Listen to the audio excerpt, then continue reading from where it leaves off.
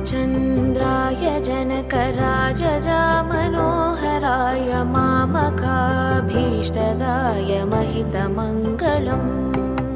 कोसलेशाय मन्दहासदासपोषणाय वासवादिविनुतसध्वराय मङ्गलम्